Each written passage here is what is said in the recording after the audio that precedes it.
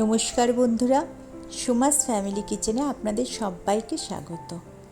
আজ আমি বানাবো ট্যাংরা মাছের ঝাল।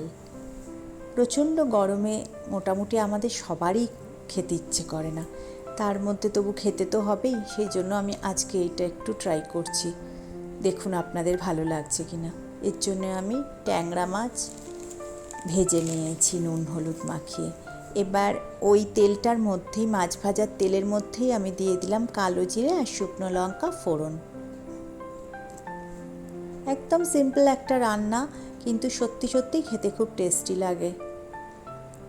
এবার এর মধ্যে ফোড়নটা একটু ভাজা ভাজা করে নিয়ে এর মধ্যে আমি দিলাম একটা বড় সাইজের টমেটো স্লাইস করে। টমেটোটা একটু সফট হতে দেবো।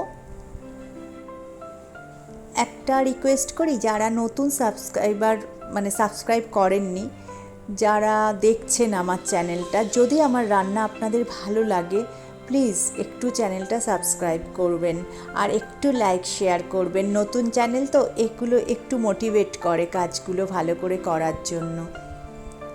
এবার একটা বাটিতে একটু জল নিয়ে তার মধ্যে আমি হলুদ গুঁড়ো আর শুকনো লঙ্কা গুঁড়ো নিয়েছি। হলুদ গুঁড়ো নিয়েছি আমি 1/2 টিস্পুনের বেশি নিয়েছি, আর শুকনো লঙ্কাটা নিয়েছি 1/4 টিস্পুন। এবার এটা আমি দিয়ে দেবো কড়াতে, দিয়ে আরও একটু সময় আমি নাড়াচাড়া করব। আর কোনো মশলা কিন্তু এতে আমি অ্যাড করছি না। এবার দিয়ে দিলাম স্বাদ মতো নুন। এটা খুব তো ঝোল হবে না, আবার গা মাখাও একদম হবে না, বুঝে একটু নুনটা দেবেন।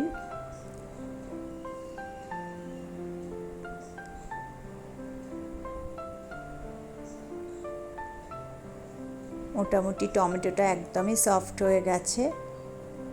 এবার এর মধ্যে আমি দিয়ে দিলাম 1.5 কাপের একটু বেশি জল। আপনারা চাইলে গরম জলও ইউজ করতে পারেন, আমি করি কিন্তু এক্ষেত্রে করিনি।